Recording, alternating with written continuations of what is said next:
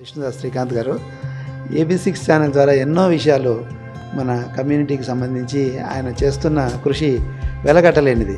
AB6 ఛానల్కు అందరూ subscribe చేసుకోండి. Please subscribe to AB6 channel. Vighneshwara పాద పంకజం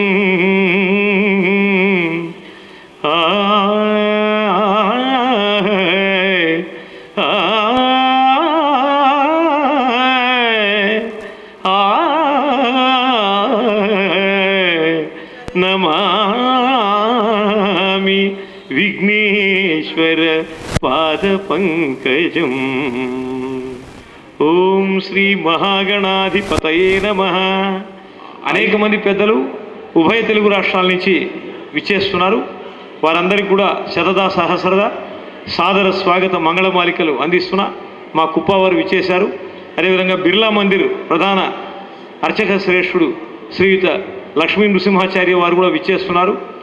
శ్రీ సాయి త్రిశక్తి పీఠ అధిపతి రవీందర్ ఆచార్యుల వారు కూడా విచ్చేయనున్నారు.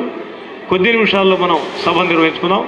అనేక ప్రాంతాల నుంచి విచ్చేస్తున్న బ్రాహ్మణ శ్రేష్ఠులందరికీ కూడా సాదర స్వాగత మంగళమాలికలు అందిస్తున్నారు.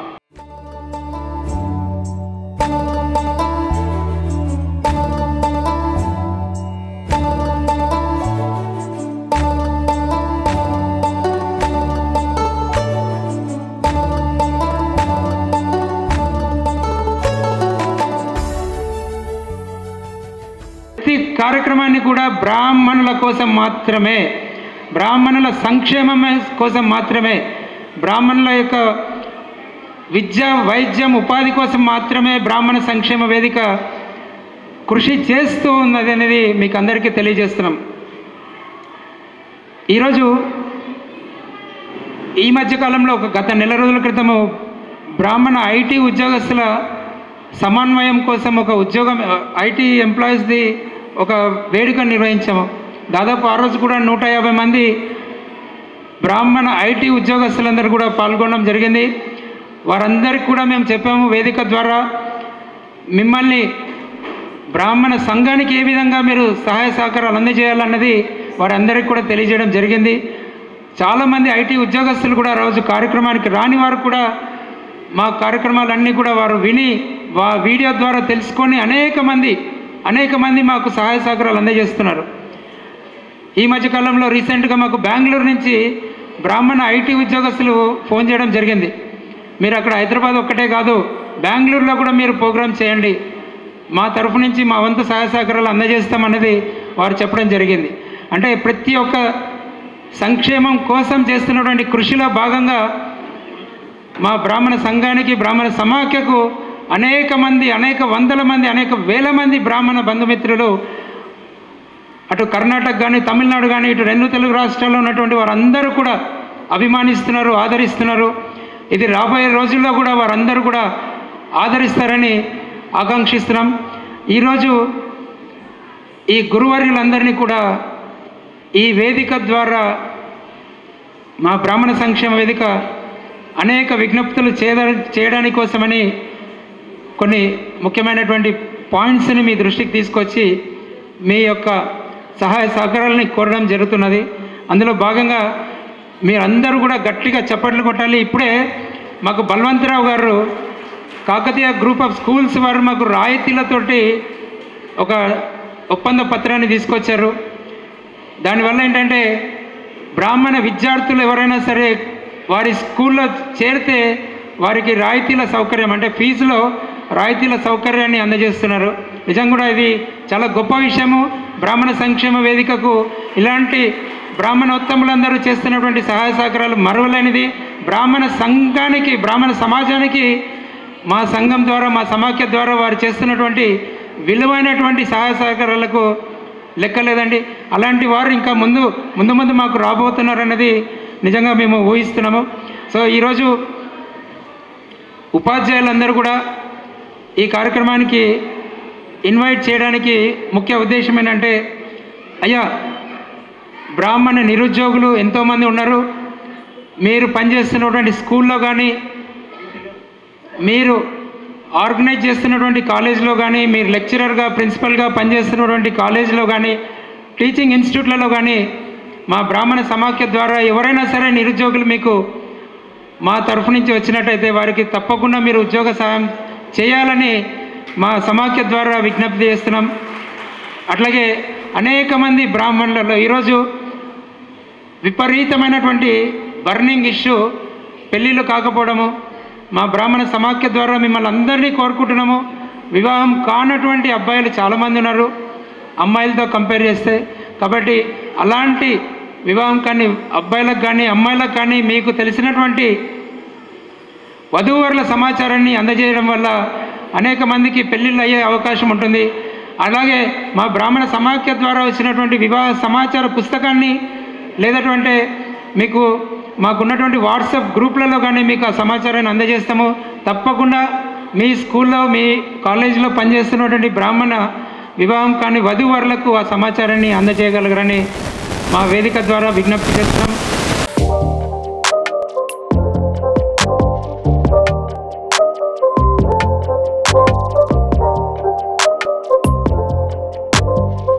ఇకపోతే అనేక మందికి టీచింగ్ స్కిల్స్ ఉండట్లేదు.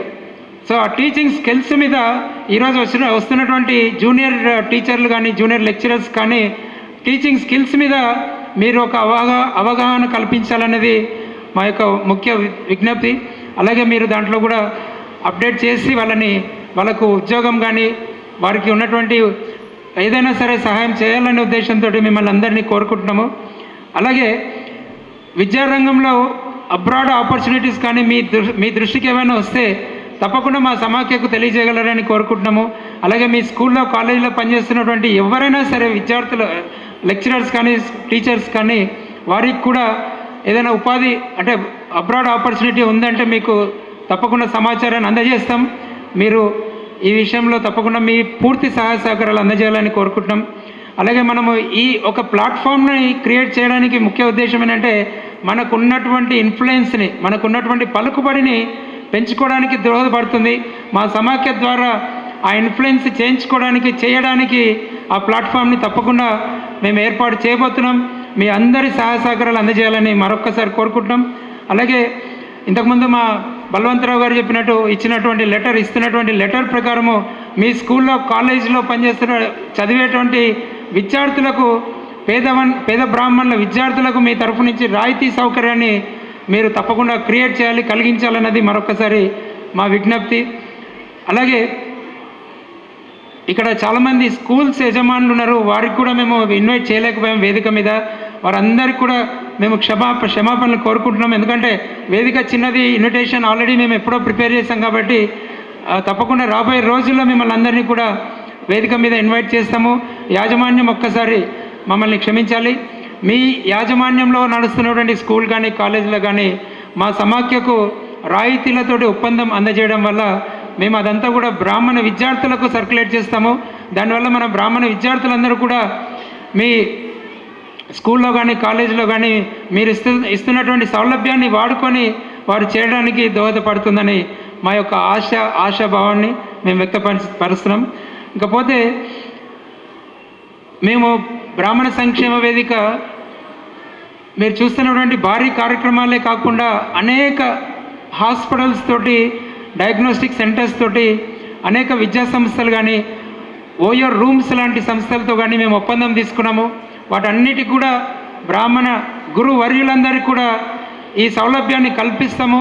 మా సమాఖ్య ద్వారా మీరందరూ కూడా మా బ్రాహ్మణ సమాఖ్యలో సభ్యులుగా ఉంటారు.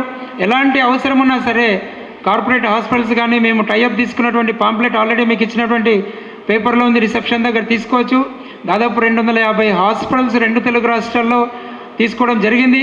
ప్రతి హాస్పిటల్లో కూడా ఎవరైనా మన వల్ల అడ్మిట్ అవుతే అదర్వైజ్ అవుట్ పేషెంట్గా ట్రీట్మెంట్ తీసుకున్నట్టయితే కూడా ఆ సౌలభ్యాన్ని సద్వినియోగం చేసుకోవచ్చు. అనేక రకాలుగా మేము సర్వీస్ చేస్తున్నాము. సో చివరగా ఉదయం 6 గంటల నుంచి ఇక్కడ నాట్య పోటీలతోటి వచ్చినటువంటి చిన్నారులు అందరికీ కూడా మీ అందరి హర్షధ్వానాల మధ్య బ్రాహ్మణ సంక్షేమ వేదిక వారి గురువులకు కూడా మా ధన్యవాదాలు తెలియజేసుకుంటూ ఈ అవకాశం ఇచ్చినందుకు మా గాంధీ గారికి ధన్యవాదాలు తెలుసుకుంటూ నమస్కారం. శ్రీ గురుభ్యో నమః అనేటువంటి కార్యక్రమము మనకి మన విద్యార్థులకి చేయూతనివ్వడానికి ఒక గొప్ప ఆరంభం.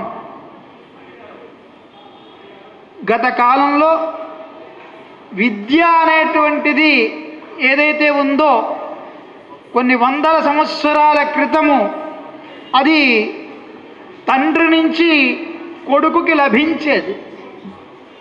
దానివల్ల ఆ విద్యలో ఎటువంటి దాపరికము లేకుండా ఆ తండ్రి నుంచి కొడుకు శాంతము సాంగోపాయంగా ఆ విద్యనంతటినీ కూడా అభ్యసించేవాడు. దానికి ప్రతీకగానే ఈవేళ మనము తండ్రి నుంచి కొడుకు నేర్చుకునేటువంటి పరిస్థితి లేదు. కనీసము ఉపనయనంలో గాయత్రి మంత్రము మాత్రమే తండ్రి నుంచి కొడుకుకి ఆ బ్రహ్మగారు ఉపదేశం చేసేటట్టుగా చేస్తూ ఉన్నారు. ఆనాటి విద్యలకు తార్కాణమే ఇది.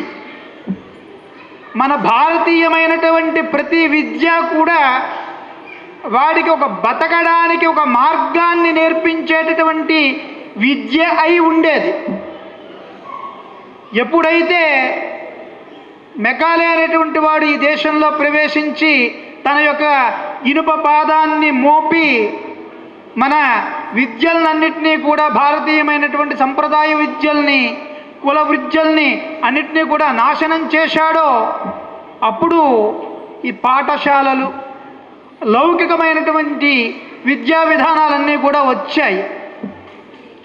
ఇవి చదువుకున్నప్పటికీ కూడా కొంతమందికి పనిచేస్తూ ఉన్నాయి, కొంతమందికి ఇవి ఎందుకు పనికి రావటం లేదు.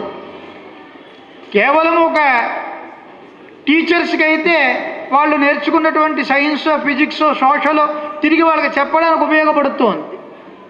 ఇవాళ నేను బీఎస్సీ పూర్తి చేశాను. నేను BSc with BZC in first class. కానీ ఏమిటి నాకు ప్రయోజనం? అది దాని ఆ చదువు వల్ల నయా పైసా ప్రయోజనం లేదు.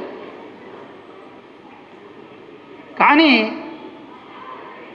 పూర్వకాలంలో ఉండేటువంటి విద్యలన్నీ కూడా చక్కనైనటువంటి ప్రయోజనాన్ని ఇచ్చేవి. మన వైదికమైనటువంటి వేద విద్య కాకుండా కుల వృత్తులు ప్రతిదీ కూడా వాడికి జీవనాన్ని ఇచ్చేవి.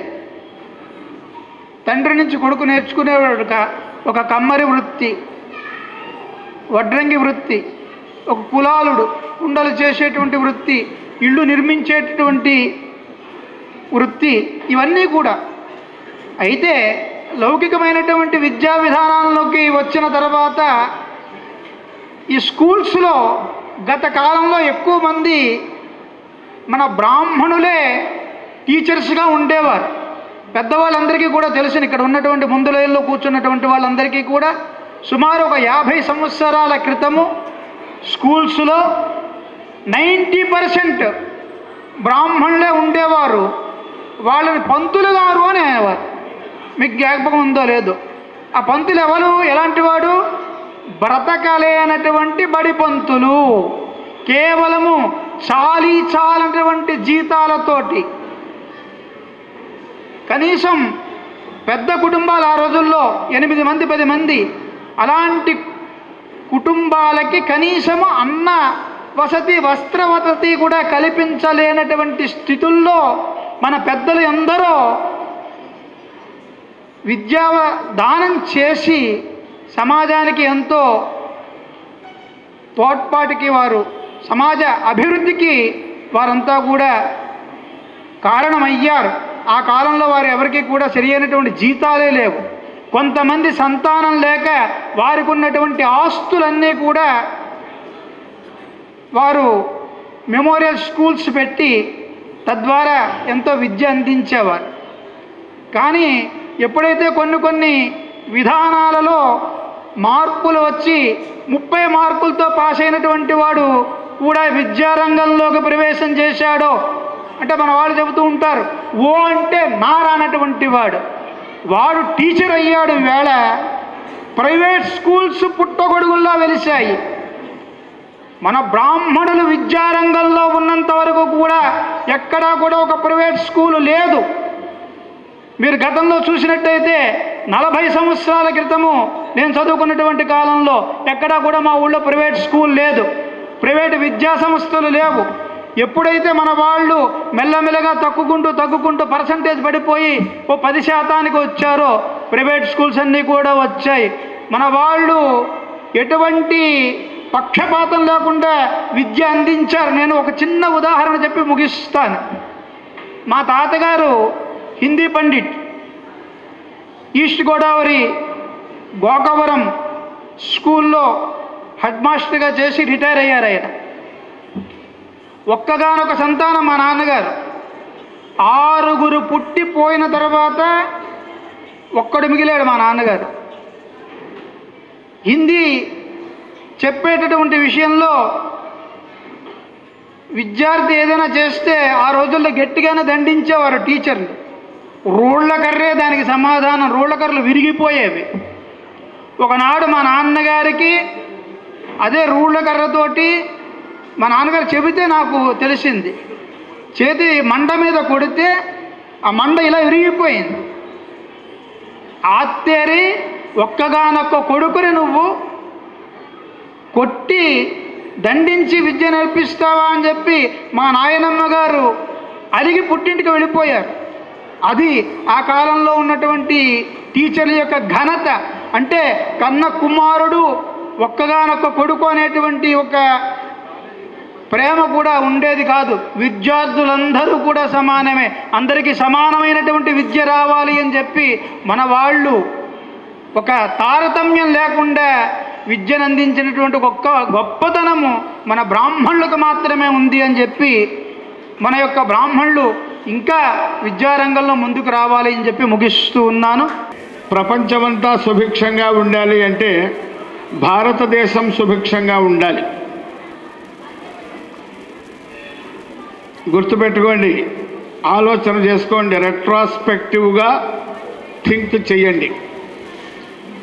ఒకప్పుడు అన్ని ఖండాలకి కూడా మనకి 5, 6, 7 ఖండాలు ఉన్నాయి. ఆసియా ఖండం, యూరప్ ఖండం, అన్ని ఖండాలలోకి కూడా తలమానికమైనది భరత ఖండం. మార్గదర్శనం చేసినది భరత ఖండం, ఆదర్శవంతమైంది భరత ఖండం, విజ్ఞానాన్ని పంచిపెట్టింది భరత ఖండం. అంటే భారతీయులు అన్నమాట. ఇప్పుడు దేశమంటే మట్టి కాదోయ్, దేశమంటే మనుషులోయ్ అని గురజాడు వారో ఎవరో చెప్పినట్లుగా భరత ఖండం అంటే భారతీయులే భరత ఖండం. భారతీయులు మనం అందరం కూడా ముందు భారతీయులం కాబట్టి భారతీయులలో కూడా శ్రేష్ఠులమైనటువంటి బ్రాహ్మణులము. ఇందాక వారు చెప్పారు, మాతృదేవో భవ, పితృదేవో భవ, ఆచార్య దేవో భవ అని. వేదము ఇటువంటి ఉపదేశములన్నీ కూడా ఇచ్చింది. మనం ఇప్పుడు ముఖ్యంగా బ్రాహ్మణులము, మిగతా సమాజం కూడా ఈ వేదం చెప్పిన ఉపదేశాలకి తోడుగా ఇంకొక వాక్యాన్ని యాడ్ చేసుకోవాలి, కలుపుకోవాలి. ఏమిటంటే అది బ్రాహ్మణ దేవో భవ అని. బ్రాహ్మణ దేవో భవ అని బ్రాహ్మణులు ఆ స్లోగన్ని స్వీకరించాలి, ఇతర సమాజం కూడా ఆ స్లోగన్ని స్వీకరించాలి. ఎందుకంటే సమాజము యొక్క, దేశము యొక్క, సర్వుల యొక్క సంక్షేమాన్ని కాంక్షించేవాడు, నిస్వార్థముగా సంక్షేమాన్ని కాంక్షించేవాడు బ్రాహ్మణుడు. బ్రాహ్మణుడిని పరమాత్మ అందుకోసమే సృజించాడు. బ్రాహ్మణోస్య ముఖమాసీతు అని వేదములు చెప్తున్నాయి. కొంతమంది తెలిసి తెలియని వాళ్ళు మిస్ఇంటర్ప్రెట్ చేసి బ్రాహ్మణులు ముఖం నుంచి పుట్టారు, వాళ్ళు గొప్పవాళ్ళని అనుకుంటున్నారు, వాళ్ళు గొప్పవాళ్ళని అనుకుని ఇతరులని బాధ పెడుతున్నారు అని కువ్యాఖ్యానములు, అపవ్యాఖ్యానములు చేస్తున్నారు. అలా ఎప్పుడూ బ్రాహ్మణుడు చెయ్యలేదు. ఎక్కడన్నా కొన్ని సంఘటనలు జరిగి ఉంటే వేరే వాళ్ళు చేసి బ్రాహ్మణుల మీదకి నెట్టేసినటువంటి సంఘటనలు అవి అయి ఉండవచ్చు. గట్టిగా ఎంక్వైరీ, సిబిఐ ఎంక్వైరీనో, సిబిసిఐడి ఎంక్వైరీనో, ఎన్ఐఏ ఎంక్వైరీనో, సిఐఏ ఎంక్వైరీనో చేస్తే అసలు విషయం బయటపడుతుంది. కానీ దురదృష్టవశాత్తు భారతదేశంలో ఒకప్పుడు ప్రచారం ఎక్కువగా ఉండేది. ఇప్పుడంతా అసత్య ప్రచారము ప్రధానమైపోయింది. కాబట్టి దానికి మీకు ఉదాహరణ చెప్తాను. ఎప్పటికైనా సరే ఇంత పెద్ద చరిత్ర, ఇన్ని వందల వేల సంవత్సరాల చరిత్రలో రాచరికం ఎప్పుడైనా ఏ బ్రాహ్మణుడైనా చేశాడా? మరి వీళ్ళకున్న తెలివితేటలకి బ్రాహ్మణోస్య ముఖమాసీతోని ఎవరైతే వాళ్ళు ముఖంలోంచి పుట్టారు, మిగతా వాళ్ళు పాదాల్లోంచి పుట్టారు, మిగతా వాళ్ళని తక్కువ చేస్తున్నారు అని వాళ్ళ అజ్ఞానంతో మాట్లాడే వాళ్ళు ఎవరైనా ఈ విషయాన్ని గమనించారా? మంత్రికి, రాజుకి మంత్రిగా ఉండి రాజులకి సరైన మార్గదర్శనం చేస్తూ రాజు చేత ధార్మికమైన పరిపాలన చేయించిన వాడు బ్రాహ్మణుడు. మీకు బ్రాహ్మణ సంక్షేమ సంఘం ఐడి కార్డు ఉంటే చాలు, మేము మీకు ఈ సర్వీస్ ఫ్రీగా ప్రొవైడ్ చేస్తాము. ఏం ఛార్జ్ చేయము. మా దగ్గర డాక్టర్స్ అమెరికాలో, లండన్లో నేషనల్ హెల్త్ స్కీమ్లో పనిచేసేవాళ్ళు, యూఎస్లో చాలా పెద్ద పెద్ద హాస్పిటల్స్లో పనిచేసే డాక్టర్స్ దాదాపు 300 మంది స్పెషలిస్టులు మా నెట్వర్క్లో ఉన్నారు. వీళ్ళందరి దగ్గర మేము టైం తీసుకుని మీకు ఫ్రీ సర్వీస్ ప్రొవైడ్ చేస్తున్నాం. వీళ్ళని మీరు డైరెక్ట్గా కలవాలన్నా కూడా చాలా కష్టము, కానీ మేము బ్రాహ్మణ సంక్షేమం కోసము ఫ్రీ సర్వీస్ ప్రొవైడ్ చేస్తున్నాం. అన్ఫార్చునేట్లీ ఎవరైనా హాస్పిటలైజేషన్ అయినా, అవ్వాల్సిన సిచ్యువేషన్ వచ్చినా, ఏదైనా సర్జరీ ఉన్నా కూడా నా విజిటింగ్ కార్డ్స్ ఇక్కడ వదులుతున్నాను, నా కార్డ్స్ తీసుకోండి. మీకు నార్కెట్పల్లి కామినేని మెడికల్ కాలేజీలో ఒక రోజుకి 100 రూపాయలు మాత్రమే తీసుకుని ఫ్రీ సర్వీస్ ప్రొవైడ్ చేస్తాం. అన్ఫార్చునేట్లీ మీరు ఎప్పుడైనా ఏదైనా హాస్పిటలైజేషన్ అవ్వాల్సిన సిచ్యువేషన్ వస్తే మేము దగ్గరుండి జాగ్రత్తగా కేర్ తీసుకుని మీకు ఫ్రీ హాస్పిటలైజేషన్ సర్వీస్ ప్రొవైడ్ చేస్తాం. ఏదైనా సర్జరీ ఉంది, ఏదైనా సెకండ్ ఒపీనియన్ కావాలంటే ఉస్మానియా జనరల్ హాస్పిటల్లో, ఎయిమ్స్ బీబీ నగర్లో మా నెట్వర్క్లో ఉండే డాక్టర్స్ చాలా మంచి డాక్టర్, ఎయిమ్స్ న్యూఢిల్లీ ఇలాంటి చాలా పెద్ద పెద్ద ప్లేస్లో మా నెట్వర్క్లో ఉండే డాక్టర్స్ ఉన్నారు. మీకు ఫ్రీ సెకండ్ ఒపీనియన్ కూడా ప్రొవైడ్ చేస్తాము. మీరు హాస్పిటల్లో ఎప్పుడు మీరు డబ్బులు కట్టాలని, ఏదైనా అనారోగ్యం వస్తే, మీకు ఏదైనా ప్రాబ్లం వస్తుందని మీరు ఏం భయపడాల్సిన అవసరం లేదు. ఎప్పుడైనా మీరు నన్ను అప్రోచ్ అవ్వండి. ఎవడండి బ్రాహ్మడు స్వార్థపరుడు అన్నది? ఎవడండి బ్రాహ్మడు పిరికివాడు అన్నది? బ్రాహ్మడు పిరికివాడు కాదు. బ్రాహ్మడు అనేటువంటి వాడు ధైర్యవంతుడు. అస్థిరం జీవనంలోకే, అస్థిరం యవ్వనం ధనం, అస్థిరం ధారాపుత్రాది, ధర్మకీర్తి ద్వయం స్థిరం. బ్రతికింపజేసిడి బ్రతుకు వాని భాగ్యమే భాగ్యంబు వసుధ పైన, తెలిసి తెలుపంగా నేర్చిడి తెలివి వాని ధర్మమే ఎప్పుడూ నిలబడేది, వాని ధర్మం ఎప్పుడూ నిలబడుతుంది. డొక్కా సీతమ్మ గారు తెలుసా అండి? టంగుటూరి ప్రకాశం పంతులు గారు తెలుసా అండి? కందుకూరి వీరేశలింగం గారు తెలుసా అండి? బ్రాహ్మడు అనేటువంటి వాడు ఎప్పుడూ తను జాగ్రత్తగా ఉంటూ 10 మందికి ఆదర్శంగా ఉంటూ బ్రతికింపజేసేవాడు బ్రాహ్మడు. అంచేత అప్పుడు ఇప్పుడు ఎప్పుడు కూడా ధర్మానికి ఒడబడి ధైర్యవంతుడు, సత్శీలవంతుడు బ్రాహ్మడే ముందుకు వచ్చాడండి. ముందుగా ఇక్కడికి రాగానే నన్ను ఆకట్టుకున్న విషయము, చాలామంది చిన్నారులు వెస్టర్నైజేషన్ వీడి సాంప్రదాయకమైన అలంకరణతోటి స్వాగతిస్తున్నట్లుగా చాలా ఓపికతో ఉదయం నుంచి వాళ్ళను ఆ విధంగా అలంకరించినటువంటి తల్లిదండ్రులకు నా నమస్సుమాంజలి. ఓపికతో వాటిని భరించి ఇంతవరకు కూడా ఉత్సాహంగా పాల్గొంటున్నటువంటి చిన్నారులకు శుభాశీస్సులు.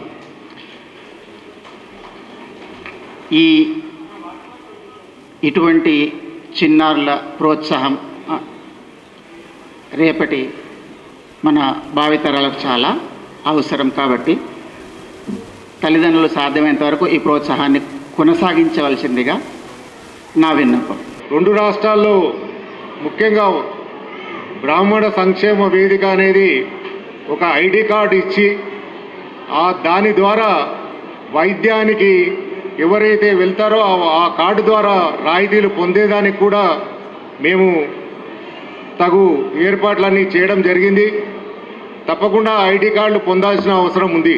ఎందుకంటే మీరు ఏ హాస్పిటల్కి వెళ్ళాలన్నా హైదరాబాద్లో కానీ మీ ప్రాంతంలో ఏ హాస్పిటల్ నుంచైనా మేము టైప్ చేసినట్లుంటే తప్పకుండా ఆ హాస్పిటల్కు మీరు ఐడి కార్డు, మా సంక్షేమ వేదిక ఐడి కార్డు తప్పకుండా మీ ఆ వైద్యశాలకు తీసుకెళ్లాల్సిన అవసరం ఉంటుంది. ఎందుకంటే దాని ద్వారానే మీకు 20%, 25% ఎంతనో రాయితీ, వాళ్ళు హాస్పిటల్ నుంచి వచ్చిన రాయితీ మీరు పొందేదానికి అవకాశం ఉంటుంది. ఇది ఒక యజ్ఞంలాగా మేము తీసుకోవడం జరిగింది. ఎందుకంటే దాదాపు అన్ని జిల్లాల్లో ఐడి కార్డులు పొందిన బ్రాహ్మణులు చాలామంది ఉన్నారు. ఇక్కడ వచ్చిన వాళ్ళు కూడా మన వాళ్ళందరికీ తెలపాలా. ఇక్కడ వచ్చిన గురువర్యులు అందరూ కూడా మీ ప్రాంత సభ్యులు కానీ మన వాళ్ళు కానీ ఎవరైనా ఉన్నా ఈ సంక్షేమ వేదికకు మీ అందరి తోడ్పాట్లు రాబోయే రోజుల్లో ఎంతైనా అవసరం.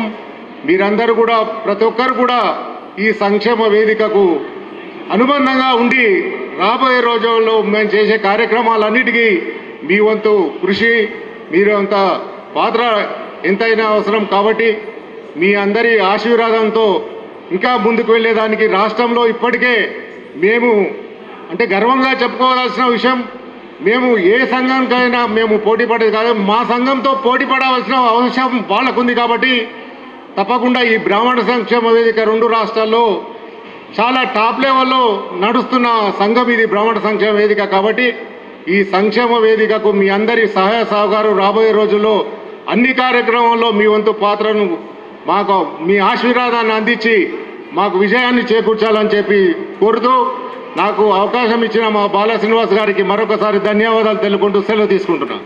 ఈ దేశంలో పుట్టినటువంటి బ్రాహ్మణుని నుంచి ప్రపంచంలో ఉండేటువంటి ఎల్ల ప్రజలు తమ తమ చరిత్రమును తెలుసుకోవాలి అనేటువంటి మాట చెప్పాడు. అందువల్ల గురు శబ్దానికి కొంతవరకు మేము అర్థాన్ని మమ్మల్ని కూడా చెప్పవచ్చేమో అనిపించింది. ఈ సందర్భంగా నేను ఒక్క మాట ఇంకా చెప్పి ముగిస్తాను. ఎవరైతే నావలే లౌకిక విద్యల్లోనే పాఠాలు చెప్పిస్తూ ఉన్నారో అటువంటి వాళ్లకు ఒక గొప్ప అవకాశం ఉంది. మనం భారతదేశంలోనే ఉన్నాం, మనం భారతీయులం, అందున బ్రాహ్మణులం. నేను ఒక్క మాట చెప్తున్నాను. మీరు గత కొంతకాలం అనే మాటకు అర్థం ఏమిటంటే 200-300 సంవత్సరాల నుంచి బ్రాహ్మణ వ్యతిరేక ఉద్యమాలు, సంస్కృత వ్యతిరేక ఉద్యమాలు, గోమాతృ వ్యతిరేక ఉద్యమాలు నడుస్తున్నాయి. దానికి కారణమంతా ఏంటో ఊహిస్తే మనం ఏం చేయాలో అర్థమవుతుంది. ఏంటి అంటే ఈ దేశ సంస్కృతిని నాశనం చేసి తమ సంస్కృతుల్ని నిలపడానికి ప్రయత్నం చేస్తూ ఉంటే ప్రపంచమంతా సాధ్యమైంది, ఈ దేశంలో సాధ్యం కాలేదు. కారణం కేవలం బ్రాహ్మణునికి ఆ శక్తి ఎక్కడిది? వేదము, సంస్కృతము. ఇంకా ఈ సంస్కృతికి రక్షణ ఏమిటి? గోవు. వీటిని గనక నశింపచేస్తే, ఈ దేశ సంస్కృతిని నశింపజేసి స్వేచ్ఛగా తమ సంస్కృతులను నిలబెట్టవచ్చు అనేటువంటి ప్రయత్నాలు జరుగుతున్నాయి.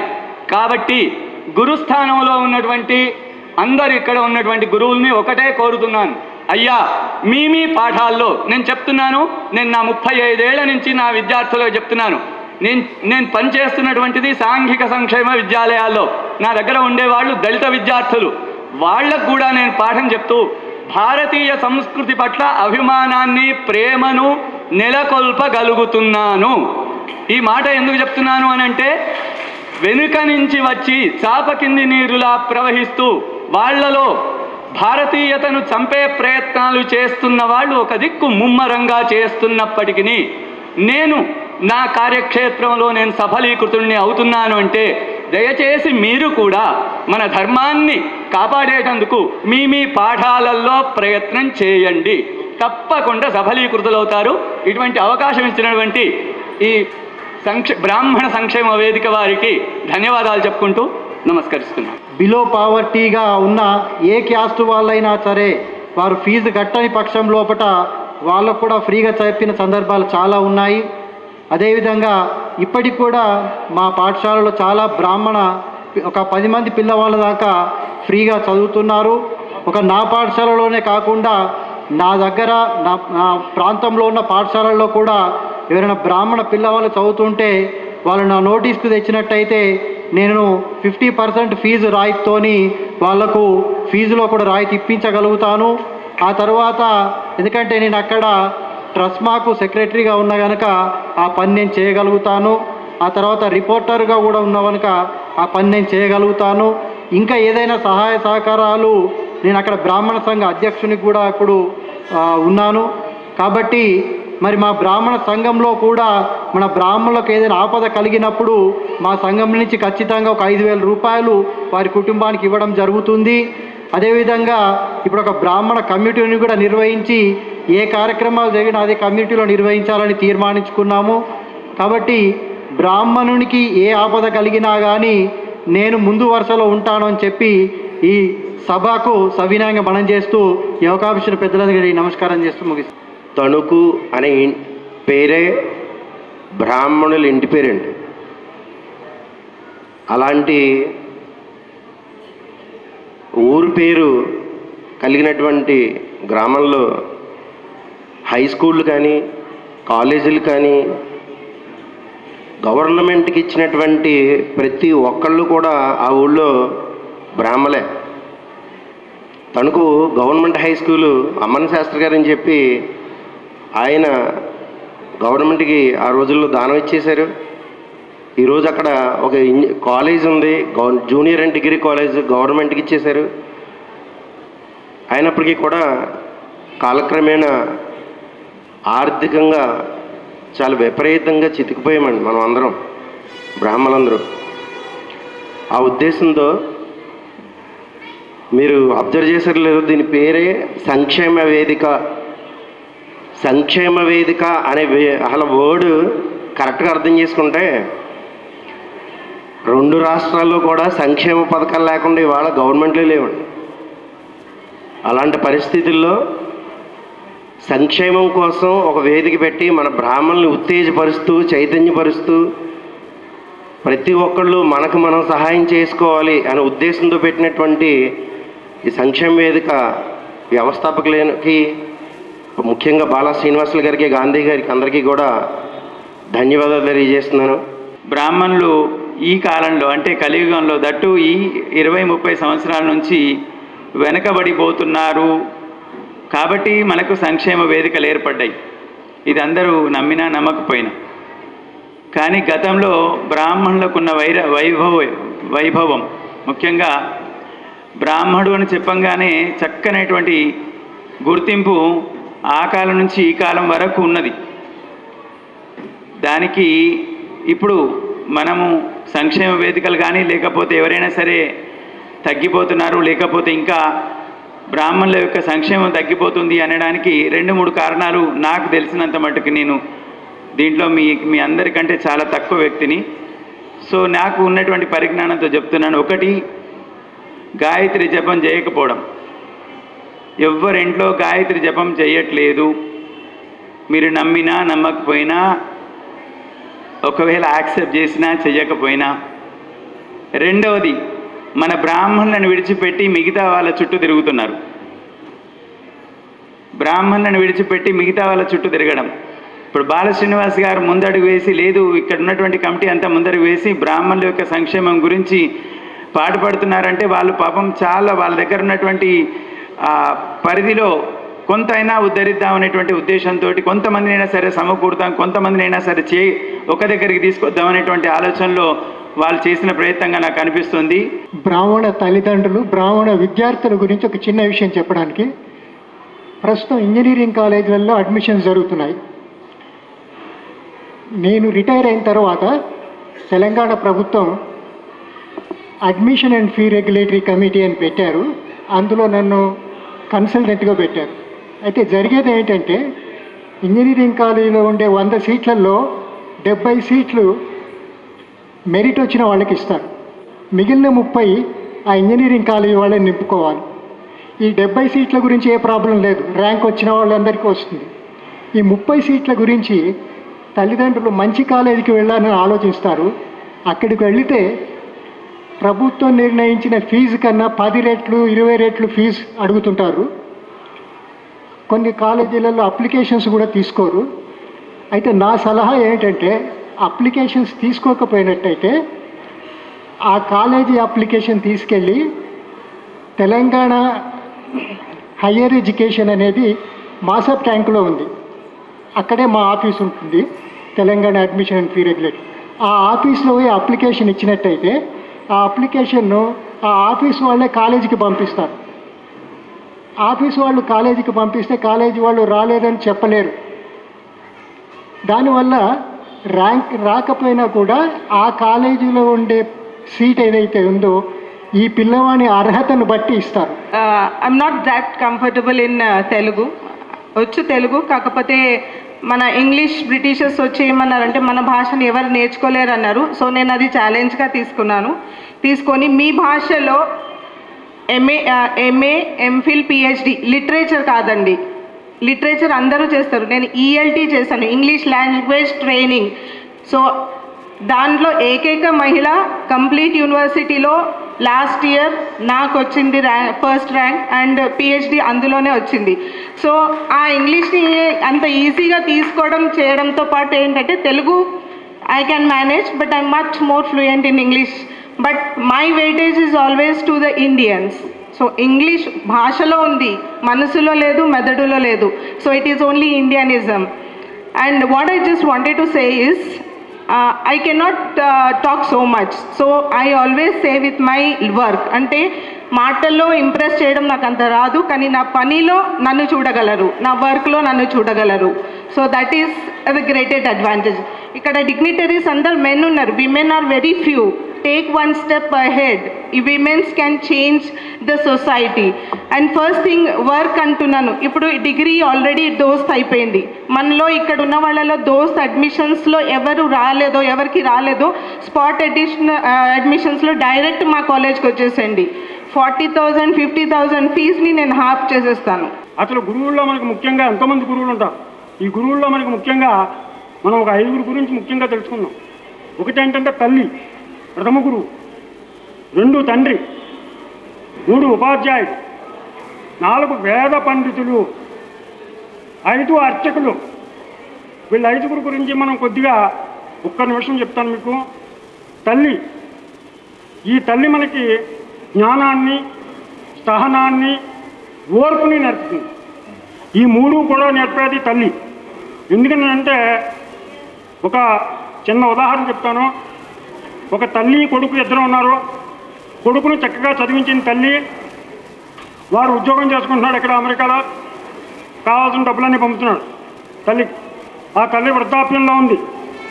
ఒకరోజు తల్లి దగ్గరికి వచ్చి, అమ్మా నన్ను ఎంత చదివించావు, చిన్నప్పటి నుంచి ఇన్ని విద్యాబుద్ధులు నేర్పించావు, నేను నీకు ఏ విధంగా రుణం తీర్చుకోగలను, ఇదిగో ఈ ₹1,00,000 తీసుకో, ఇవి తీసుకుని నన్ను రుణ విముక్తం చేయి అని చెప్పేసి తల్లిని అడిగేటప్పటికీ తల్లి నవ్వి ఒక్క మాట చెప్పిందట, ఈ డబ్బుతో నేనేం చేసుకుంటాను నాయన ఈ వృద్ధాప్యంలో, ఒకే ఒక్క మాట చెప్తాను, ఏమీ లేదు, ఈ ఒక్కరోజు రాత్రి చిన్నప్పుడు నువ్వు నా దగ్గర ఎలా అయితే పడుకున్నావో అలాగ ఒక్కసారి పడుకో, ఒక్క రాత్రికి పడుకో అని.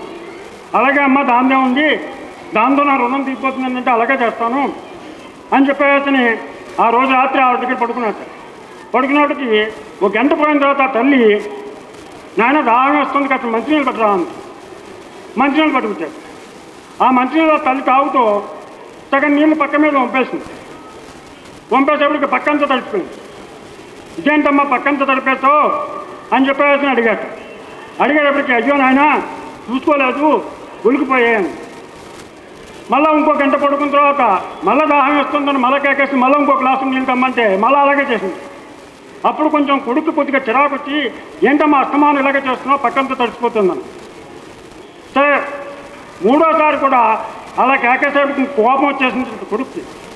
ఏంటమ్మా అస్తమానం ఇలాగా నువ్వు పక్కన తడిపేస్తుంటే ఈ చలికాలంలో నేను ఎలా పడుకోవాలి నీ దగ్గర, నేను ఎలా నిద్రపోవాలి రాత్రి తెల్లవారులు, ఇప్పటికే రాత్రి 12 గంటలు అయిపోయింది, నాకు నిద్రపోయేటప్పుడు నేను ఉండేటప్పుడు అని అడిగింది. అడిగేటప్పటికి ఆ కుర్రాడు అలా అడిగేటప్పటికి అప్పుడు ఆ తల్లి సమాధానం చెప్పింది, నాయన నిన్ను 9 మాసాలు నేను ఈ కడుపులో పెట్టుకుని పెంచా. ఈ కడుపులో నీ మలం మూత్రం అన్నింటినీ కూడా విసర్జించావు. నేను అసహించుకోలే. పక్కలో పడుకున్నావు, పక్కలో పడుకుని పక్క తడిపేశావు. ఎన్నోసార్లు బట్టలు మార్చా. రాత్రి తెల్లవారులు నిద్రపోలే. నువ్వు పెరిగి పెద్దవాడు అయ్యేదాకా కూడా నేను నిద్ర అన్నది ఎరగను.